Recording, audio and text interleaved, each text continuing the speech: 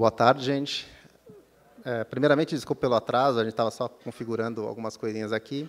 Como vocês podem perceber, infelizmente, o François não pôde estar presente aqui no evento por causa da greve da Air France, que acabou impedindo a vinda dele. Ele estava com tudo planejado para vir e, de repente, de última hora, ele descobriu que o voo dele estava cancelado e ele não pôde vir para a conferência. Então, ele fez um esforço para que ele pudesse, pelo menos, fazer essa participação remota e pudesse falar aqui na conferência, para ele não perder a oportunidade de falar sobre o Web TV aqui na conferência. Eu vou só fazer falar um breve currículo do François e depois eu já passo a palavra para ele. O François Daoust, ele é Cross-Device Web App Developer do W3C. Ele lidera as discussões de desenvolvimento na convergência entre o Web TV no W3C, com foco específico em cenários multitela. Ele contribui para projetos financiados pela União Europeia, como o Mediascape, a parceria União Europeia-Brasil no projeto Global ITV. O François é um desenvolvedor de software com anos de experiência na construção de aplicações web multiplataforma.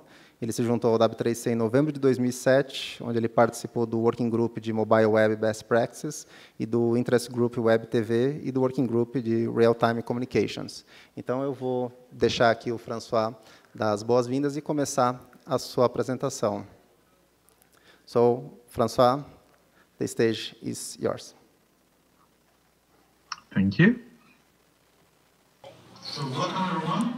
Obrigado. Boas-vindas. E boa tarde. E agradeço pela apresentação. Eu não entendi tudo, mas eu sei que você mencionou a Air France.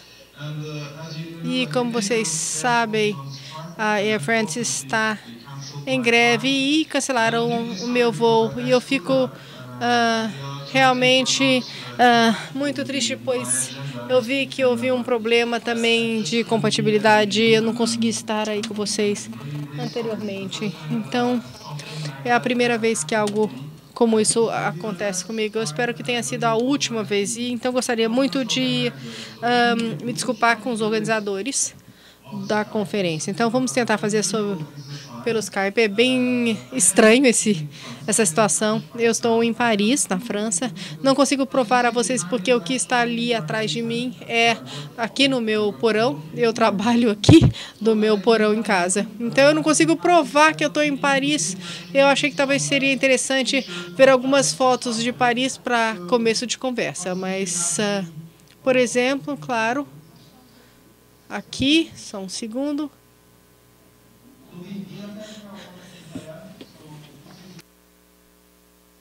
Bom, eu moro perto daqui.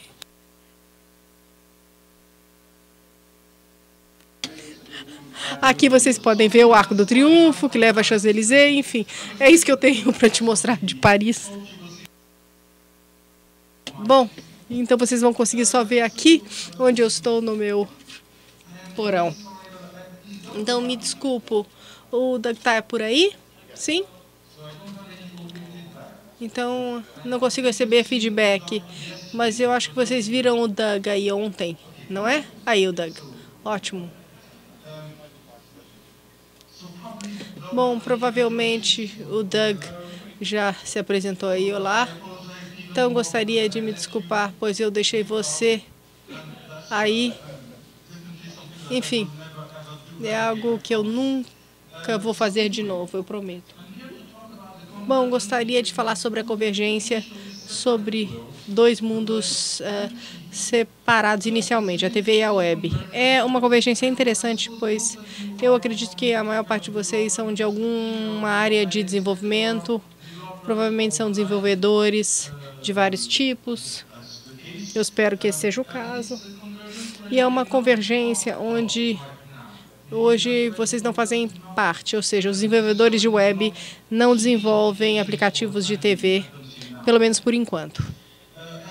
E já que nós vimos vários assuntos técnicos aí na pauta, eu gostaria de fazer uma abordagem diferente e tentar mostrar para vocês uma história de Ninar. Bom, eu vou mostrar aqui alguns slides. Mas agora, tentando pensar, talvez não seja uma boa ideia, né? Porque os meus slides não tem muito conteúdo. A ideia foi só contar uma história, mas já que eu não estou fisicamente com vocês, eu acho que vocês vão acabar dormindo. Eu espero que não. Vamos ver. Deixa eu tentar compartilhar agora o meu slide com vocês.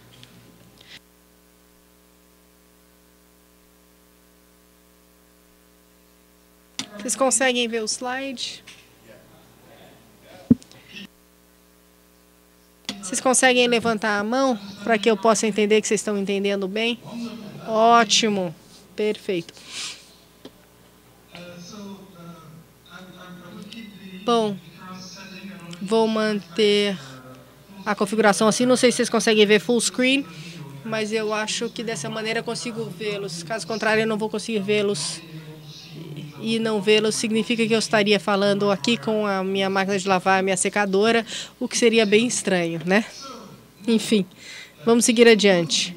Se vocês perderem a conexão comigo, ou seja, ou se vocês não, na verdade, também não entenderem o que eu estiver falando, a mensagem principal aqui, eu acho que o Doug falou para vocês ontem sobre a web sendo fantástica, porque vocês podem contribuir à evolução disso a qualquer momento. Você pode mudar e melhorar a plataforma da web.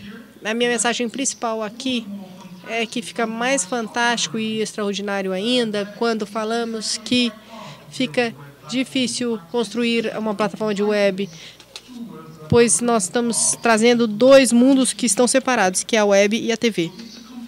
Então é um mundo complexo nesse sentido, mas vale a pena trabalhar nisso. Bom, vamos tentar construir aqui uma plataforma de TV web híbrida, que é como um jogo de construção. Vai ser bacana, claro. Então, aqui eu vou contar uma história, mas eu vou manter aqui uma estrutura simples. Eu espero que não seja entediosa. Então, vamos primeiro observar a TV, depois a web. E apesar de ser uma conferência de web, eu vou falar menos sobre web do que TV. Mas isso é propositalmente, pois eu acredito que vocês sabem a web mais do que TV, mesmo que vocês utilizem a TV mais do que a web, enfim. E eu vou depois mostrar como misturá-las para criar realmente um novo mundo, que é um mundo híbrido, eu diria assim. Então, eu não sei se eu deveria realmente apresentar para você a W3C. Eu acho que o Doug já fez isso ontem. Então, não vou falar de novo. É um consórcio da WWW, World Wide Web, e que é de várias áreas. Enfim, há pesquisadores envolvidos e há escritórios em vários países. E vocês devem conhecer, já que o Brasil é quem está sediando a conferência, enfim. Então, estamos localizados em todo o mundo. E, como vocês sabem, só há uma web. E há uma participação global.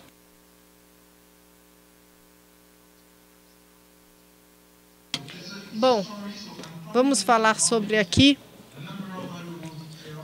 a história da TV. Eu vou falar sobre alguns detalhes. Vou, na verdade, deixar com que eu fale um pouquinho mais sobre fatos, pois a TV começou quando eu ainda não tinha nascido, mas eu acredito que não vai alterar muito a mensagem principal. Então, a TV é antiga. Eu acredito que começou antes de 1950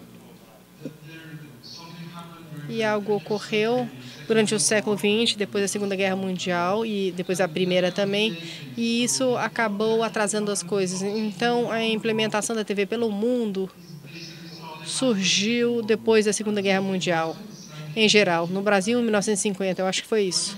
E então, estamos falando sobre a TV analógica. Então, só um sinal analógico. Então, com o lançamento da TV, significa dinheiro e energia sendo colocado em infraestrutura para construir as antenas, esse tipo de coisa. Então, tem sido algo público em todo o mundo. Ou seja, os governos que projetariam a implementação, então, desse processo para que as TVs estivessem disponibilizadas. Eu acho que isso ainda ocorre no Brasil. Na França, a gente ainda paga um imposto para TV pública, ou seja, algo público. Quando você tem um receptor de sinal de TV, você precisa pagar um tributo para isso. E eu acho que é interessante ver que o governo tem um papel central na implementação da TV. Sem os governos não teríamos a TV. E quando pensamos na Web TV, é importante entender que os governos fazem parte disso. Mas também o que é interessante é que alguns sistemas de TV analógicos, na verdade, surgiram. Eu acho que o mesmo ocorreu no Brasil, onde já havia até dois sistemas, né, PAM-M, e não houve NTSC, não houve realmente um acordo do comum que deveria ser utilizado, ou seja, do único a ser utilizado pelo mundo. E por falar nisso, o segundo sistema é tão francês que a equipe que inventou foi liderada por um cara chamado Henri de France, ou seja, Henrique da França. Enfim, só uma informação a mais. Sistemas diferentes, mas o que me surpreende, não que haviam só esses sistemas, mas o que é importante é que não tivemos outros sistemas pelo mundo. Bom, percebemos que isso foi feito pelo governo, por cada país e seu governo, e foi regulamentado de maneira bem forte. Então, nós não sabemos exatamente como isso ocorreu no Brasil, mas nós sabemos como funciona na França. Eu sei que há regulamentações na França, no Brasil nunca são as mesmas de um país para outro, e as exigências técnicas em ambos os casos não são as mesmas. E mais uma vez, como eu já disse, é importante lembrar que estamos falando sobre algo regional. A TV está presente em todo o mundo, mas cada país tem a sua regulamentação. Bom, se eu trouxer uma ideia mais focada, eu diria que então a definição da TV analógica é que é uma transmissão por sinal. Isso faz com que seja enviado para o meu receptor na TV a vários canais, não muitos, 1, 2, 3, 4, 5, 6, talvez até um pouquinho mais, mas nada além disso. E há ali um sistema de áudio e vídeo por canal, e é isso.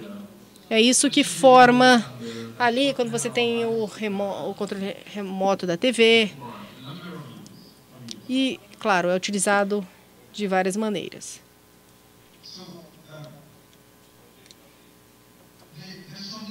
Mas há algo bem diferente em relação à TV, que cria uma experiência de usuário diferente, que nenhum outro sistema conseguiu chegar lá. Ou seja, um transmissor consegue alcançar milhões de pessoas ao mesmo tempo.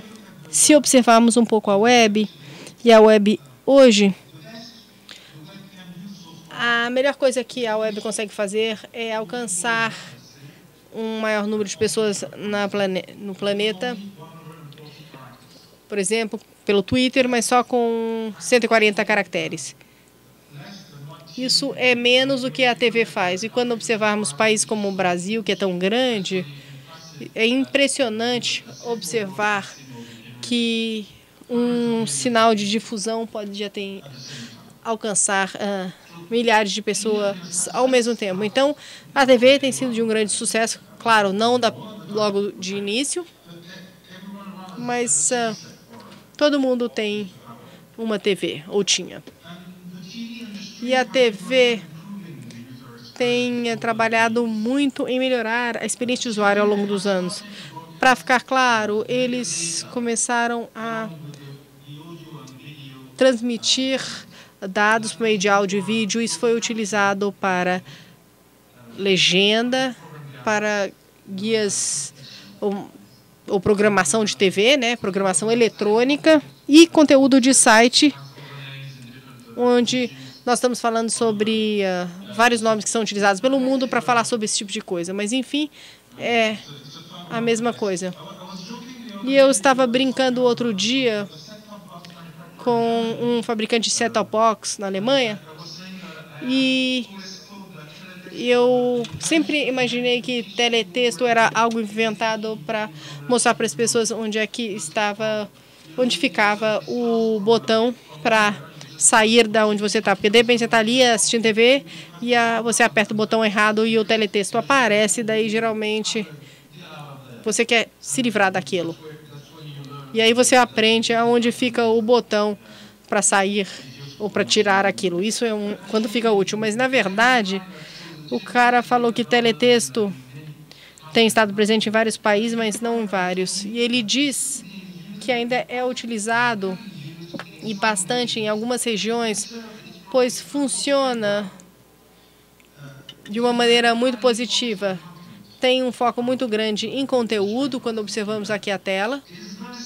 E é bem simples de se navegar. Você tem ali 3 dígitos por página. Você clica num e daí você chega naquela página. Isso é muito fácil. E com um foco específico. Isso deve nos ensinar uma lição. Ou seja, conteúdo e experiência de usuário são chave para o sucesso no sistema. E nós sabemos que os efeitos visuais, claro, nem sempre são importantes, são necessários. Então, nós vemos muitos sistemas, como, por exemplo, em videogames, se você não for muito jovem, Tetris, Lemmings. As primeiras versões do Wars eram todos os jogos que não tinham uma cara muito bacana, né? Não tinham um visual bacana. Mas eram, ou foram os melhores já feitos, eu diria. Mas essa é a TV analógica. Daí entrou a digital. E eu percebo, então, que não tem mais legenda. Então, de repente, aqui já foi aqui, enfim, só para que vocês saibam, o amarelo aqui está em processo de mudança, vermelho já foi feito, e verde que vai surgir, e tem ali um pouquinho de azul, que é a Coreia do Norte. Parece que eles decidiram não entrar na TV digital. Mas eu acho que isso vai mudar no futuro, eu espero que mude. De qualquer maneira, a transição da TV digital ocorre em todos os lugares e precisa ser feito até 2020. Então, estamos seguindo para a era digital. Não há dúvida. É interessante ver que os diferentes sistemas foram utilizados. Há um outro mapa do mundo, DVB, NTSC na América do Norte, temos outro no Japão, ISDP no Japão, temos do Brasil e também há um outro sistema na China que se chama DTM. Bom, como anteriormente, não é surpreendente ver que há vários sistemas e ao passar para o sistema digital também é algo de fórum local, nacional e com o seu próprio cronograma.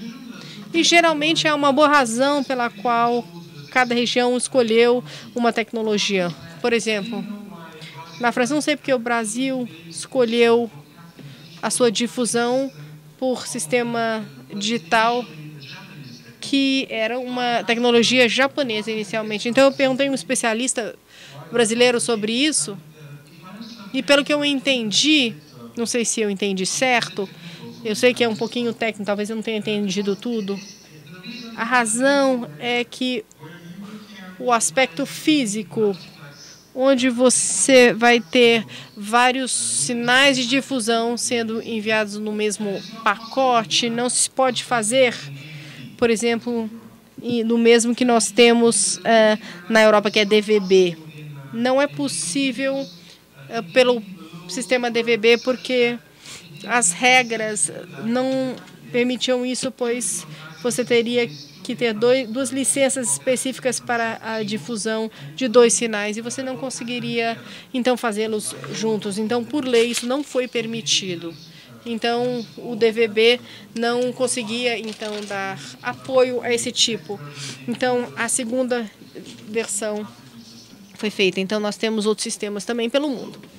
De qualquer maneira, vamos dar um passo para trás e entender onde nós estamos. Eu aqui tento descrever muitas das infraestruturas públicas e a regulamentação para o país e mostra que é algo bem fechado, ou seja, as especificações técnicas produzidas, geralmente as coisas estão melhores agora, geralmente a portas fechadas, ou seja, há muito lobby envolvido nisso, e há patentes, há licenças e várias coisas, ou seja, é uma economia em si, ou seja, uma que tem estado presente há muito tempo.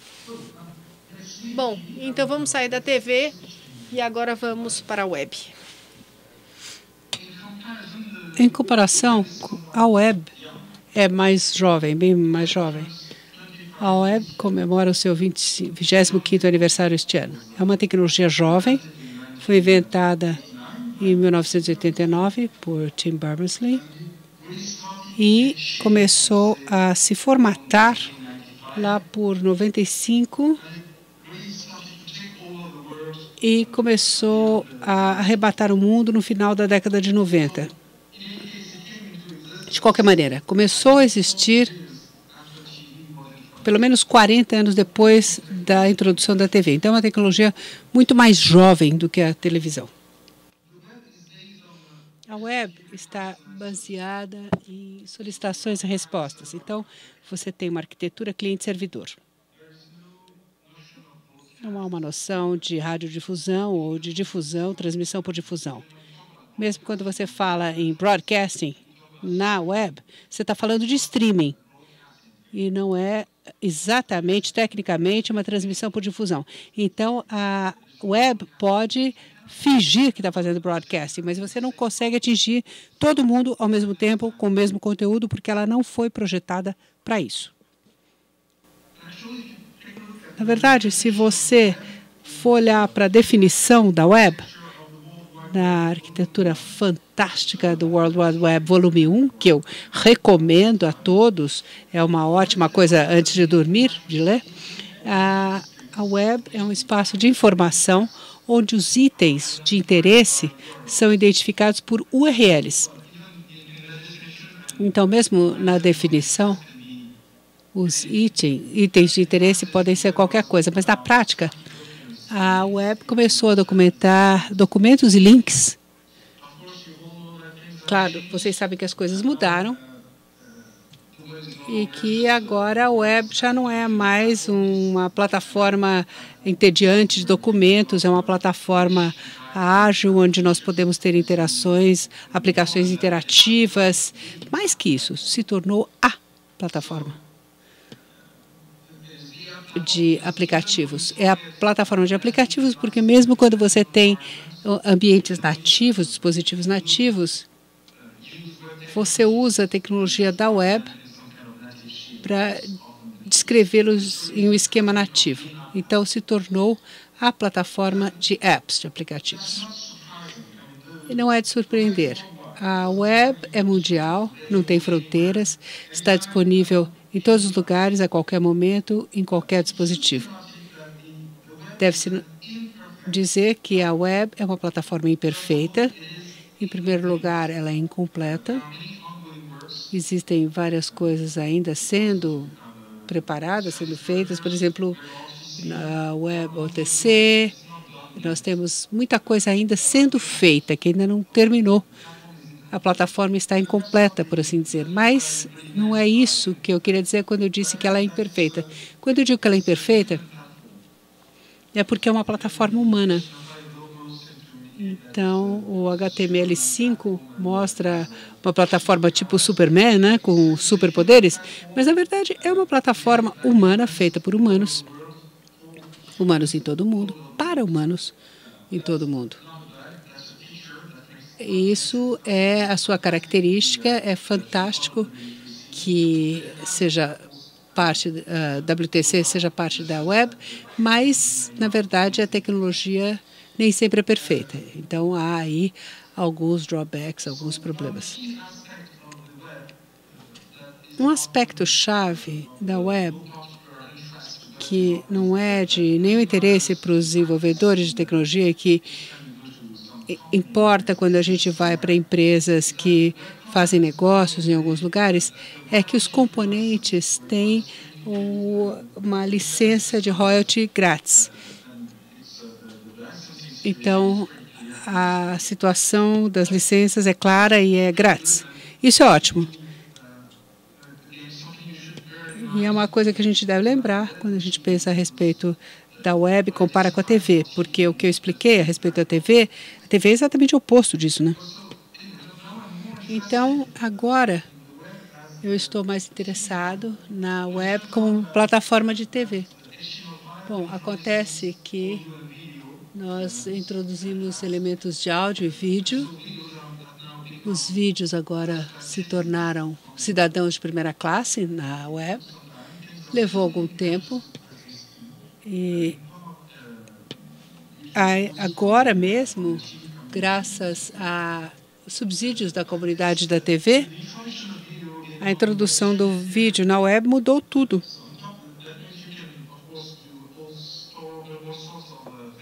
Então, você pode ter todo tipo de efeitos bacanas, né? Ela não é mais uma caixa preta. E os provedores de conteúdo podem começar a pensar na web como uma plataforma de entrega, a plataforma que eles tanto sonharam. E isso já está acontecendo na prática. Por exemplo, eu acho que vocês têm Netflix no Brasil. O Netflix faz streaming de conteúdo na web. Uma versão recente do seu browser, do Internet Explorer 11, por exemplo, mostra a experiência da web em 100% ao assistir a Netflix. E os broadcasters tradicionais, as empresas de televisão, também se juntaram à Netflix. Ou seja, você pode assistir a vários canais de TV diretamente ao vivo no Brasil. Porque vale a pena para eles vender serviços adicionais, tipo vídeo on demand, ou outras coisas interessantes de se vender e se comprar. Então, nós deixamos a TV na idade digital, mas a TV avançou, ela não parou, ela não se contentou com ser só digital. Então, uma das coisas que o setor da TV está buscando é fazer as coisas mais interativas. Então, ITV significa TV interativa. Então, a web deve ser a plataforma de escolha para todas as plataformas ITV do mundo. Seria uma coisa muito natural usar essa tecnologia para construir essa plataforma. Então, vamos dar uma olhada nas primeiras plataformas de TV que nós temos no mundo todo. No Brasil tem uma coisa chamada Ginga. Na Europa nós temos uma coisa chamada HBTV, em alguns países da Europa. No Japão, Hybrid Caps. Nos Estados Unidos, ou na América do Norte, o CAP.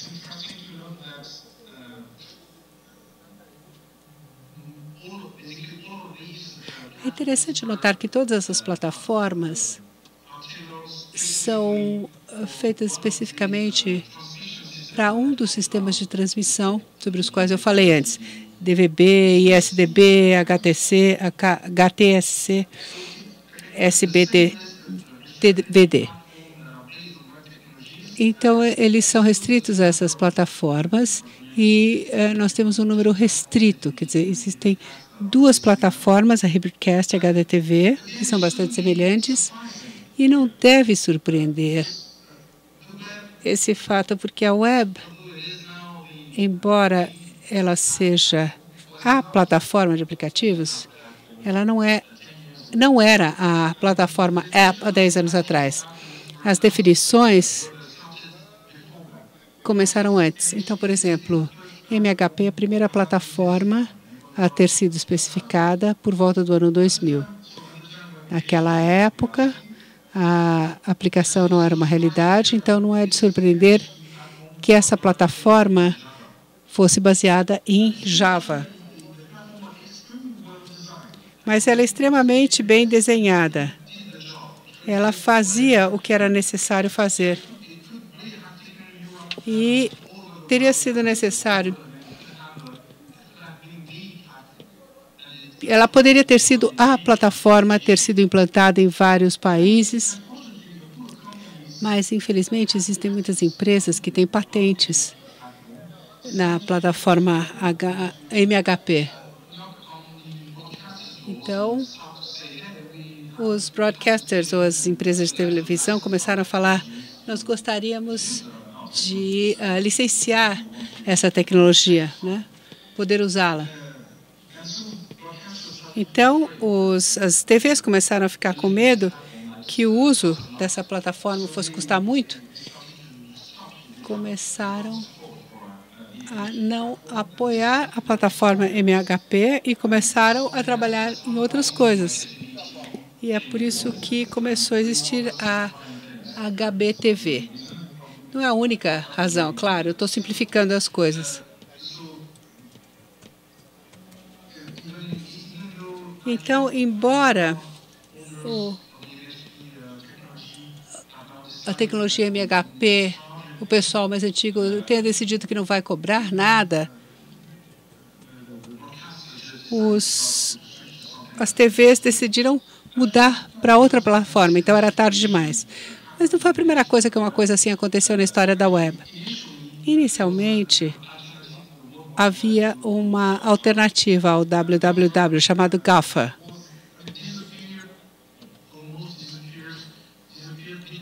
E isso aconteceu por causa de preocupações de licenciamento.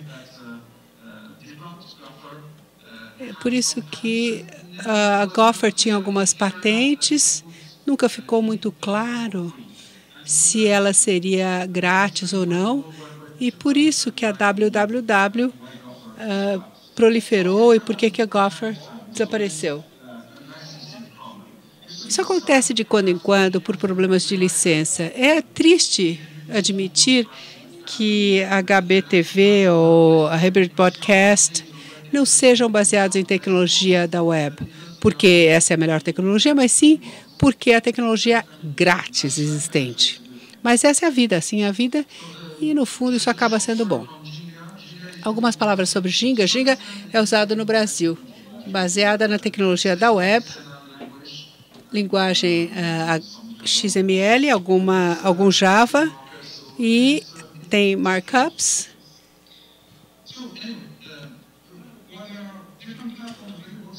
Então, existem várias plataformas disponíveis e é interessante ver que elas têm muitas coisas em comum. Transporte de vídeo por MPEG-2, stream de transporte, várias tecnologias tiradas do MHP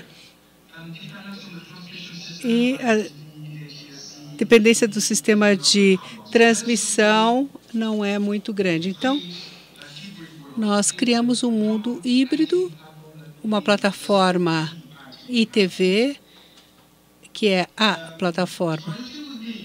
Bom, vocês estão ouvindo ainda? Quem está acordado, levanta a mão.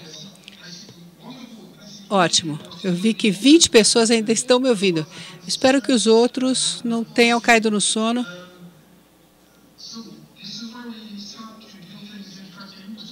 Porque é aqui que as coisas começam a ficar interessantes, quando a gente começa a misturar as coisas para criar um mundo híbrido. Então, eu falei sobre plataformas de TV existentes, eu falei sobre a web, eu falei sobre ITV, ou melhor, como a plataforma ITV poderia ser baseada em tecnologias da web, mas eu não falei sobre a questão chave, ou seja, por que fazer isso? Só porque é possível? Essa não é uma razão boa suficiente. Na verdade, a gente já sabe qual é a resposta. Quando eu falei do teletexto. Tudo tem a ver com o conteúdo, a experiência do usuário e o resultado mais direto disso, o dinheiro. Então, as TVs estão em uma corrida para melhorar a experiência do usuário, para atender às necessidades ou fazer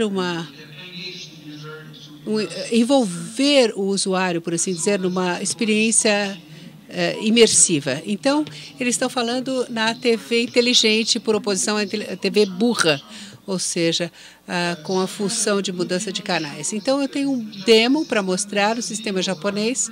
É um vídeo. Na verdade, eu preferiria não mostrar o vídeo, porque eu não sei se o link vai aguentar. Mas deixa eu descrever o que acontece nesse vídeo e vocês têm de imaginar esse vídeo na sua cabeça. Ou vocês podem dar uma olhada na web e podem encontrar com facilidade também. Então, é o sistema Hybridcast do Japão. E aqui nós temos um jogo de futebol e nós temos aqui um tablet. Então, é um dispositivo secundário com uma interface de usuário rica. E vocês veem que existem algumas estatísticas aqui no canto direito inferior da TV. É fácil ver que o usuário pode escolher no seu tablet as estatísticas que ele quer que sejam mostradas na TV. Então, você pode ver o usuário varrendo o conteúdo e enviando isso para a TV. Os nomes dos jogadores também podem ser mostrados em cima de cada um dos jogadores. Isso é uma coisa simples de fazer, interativa, você só agrega dados em cima da imagem. No tablet, o usuário pode também escolher um outro ângulo da câmera, porque existem várias câmeras em um jogo de futebol, gravando o jogo. Então, aqui você poderia eventualmente escolher mudar para uma outra câmera. Então, a promessa aqui é usar vários dispositivos ao mesmo tempo, passando do conteúdo de um dispositivo para o outro. Se você migra para um outro dispositivo, você está passando o conteúdo de um para outro. E isso só pode ser feito se os dois dispositivos falarem a mesma linguagem, compartilharem a mesma tecnologia. Então, uma coisa que não foi abordada no vídeo, que a gente poderia sonhar com ela, é um sistema em que só com um clique você conseguiria substituir um dos jogadores por um avatar seu ou de alguém. Então, aí você coloca o seu nome, como se você estivesse jogando contra os outros jogadores, se fizesse parte do time em tempo real. Olhando de um outro ângulo, eu peço desculpas, porque esses desenhos são meus, e é o melhor que eu posso fazer em termos de desenho. Desculpem. Então, há um usuário aqui no canto superior esquerdo, ele está trabalhando e ele está recebendo um feed de uma série de TV.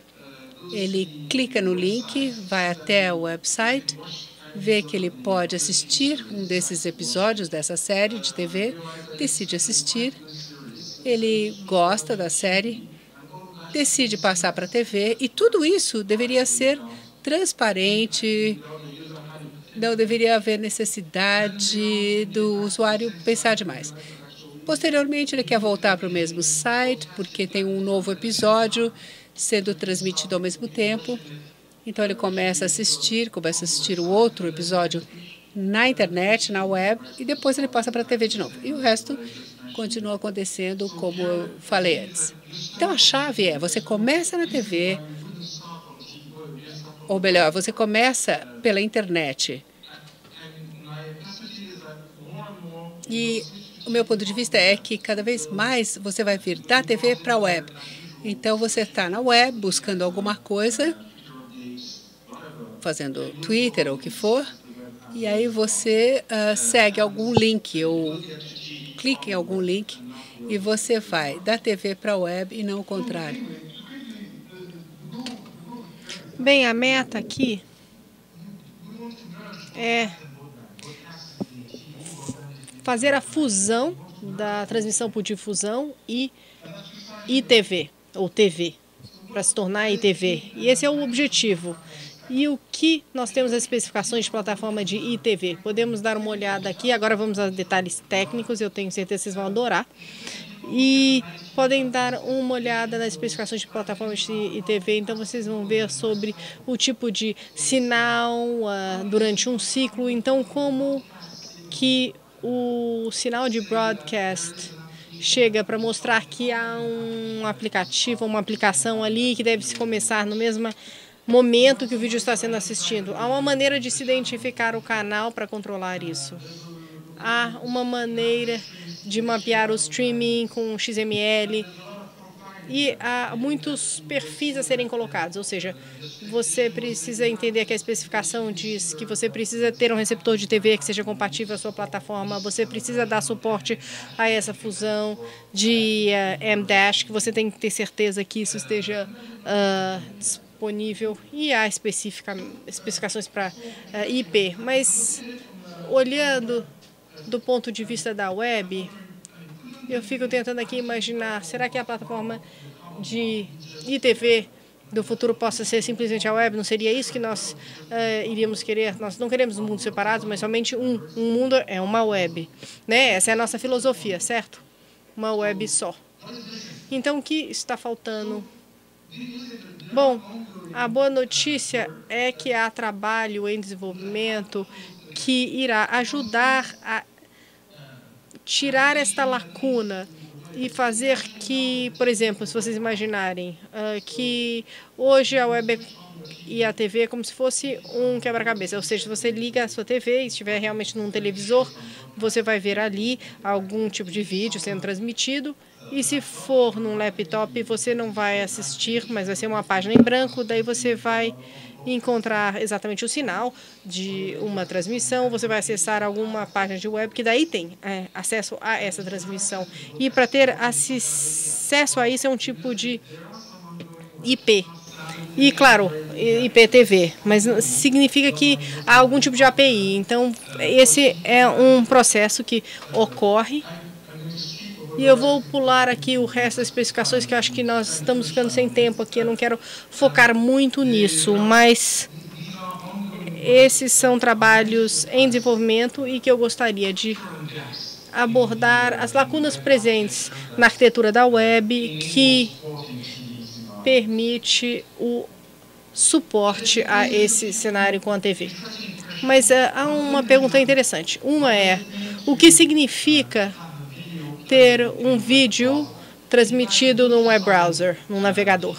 Se eu entrar no URL de um vídeo específico do meu navegador, como vocês estão vendo, eu vejo que os antigos vão simplesmente rodar o vídeo, mas isso não está especificado em nenhum lugar.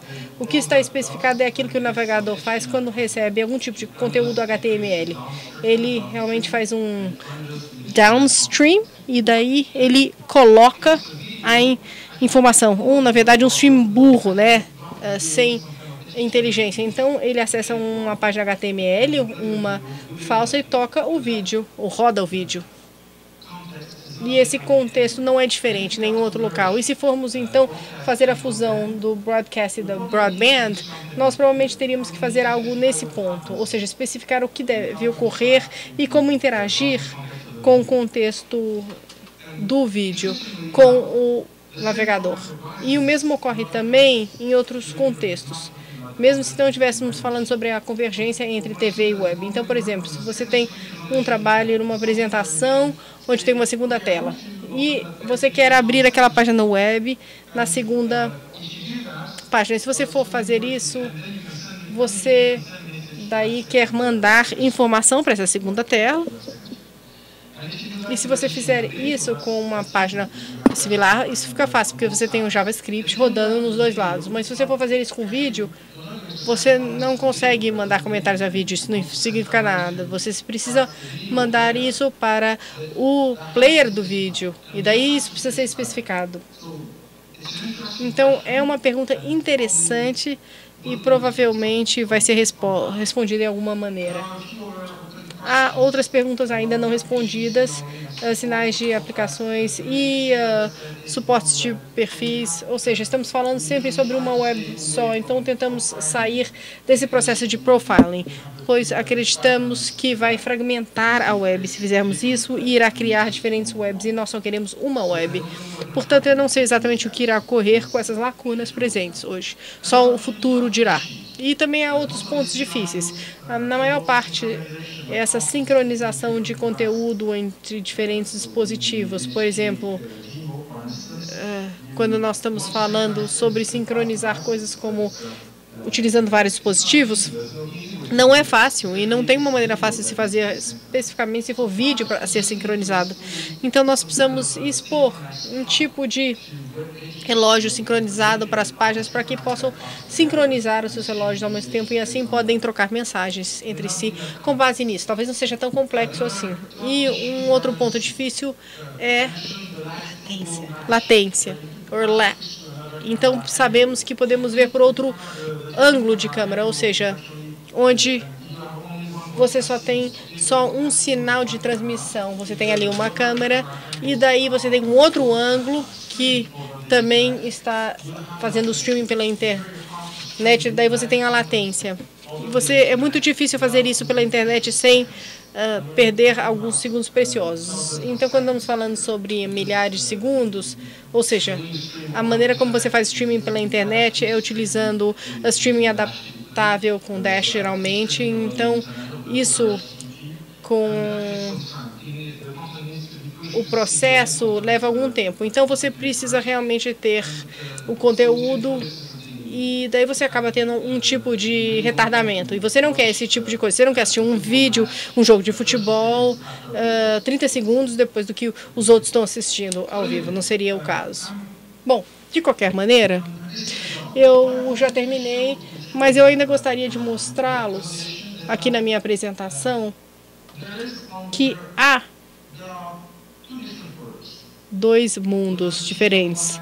TV por um lado e a web por outro. E elas são bem diferentes, regras diferentes, e tem participantes diferentes, e expectativas diferentes, e necessidades diferentes. Mas estamos trazendo-os para ficarem mais próximos e a convergência começa a surgir. Isso só vai funcionar porque as pessoas estão conversando, e isso só vai funcionar se as pessoas conversarem e dialogarem. Então, com as possibilidades que eu já descrevi aqui, talvez não sejam a que vão funcionar no final das contas. Depende do apoio dos atores participantes do mundo da TV e do mundo da web. Vamos ver o que vai ocorrer. Enquanto os desenvolvedores e como técnicos, vocês podem ajudar. Vocês podem criar aplicativos para o mundo híbrido. Enfim, na verdade é só a web, mas por falta de nome eu diria híbrido. Então, para as lacunas técnicas, eu diria que o ponto principal é entender o que fazer se você tem um sinal transmitido e você teria o aplicativo. Como seria essa experiência? Bom, é isso. Eu terminei com 5 minutos de atraso, agradeço e gostaria de agradecer pela oportunidade e, mais uma vez, me desculpo por não estarem aí com você. Faz com que a experiência se torne um pouco estranha para mim. Eu diria que eu não sei como é que é para vocês aí, mas agradeço muito por me ouvirem. Well, thank you, François. E, bom, muito obrigado pela participação de todos. Agora nós temos um próximo keynote speaker aqui, que já vou fazer o anúncio dele. Mas primeiro eu só gostaria de agradecer o François. Thank you so much, François, for helping us to participate in our conference.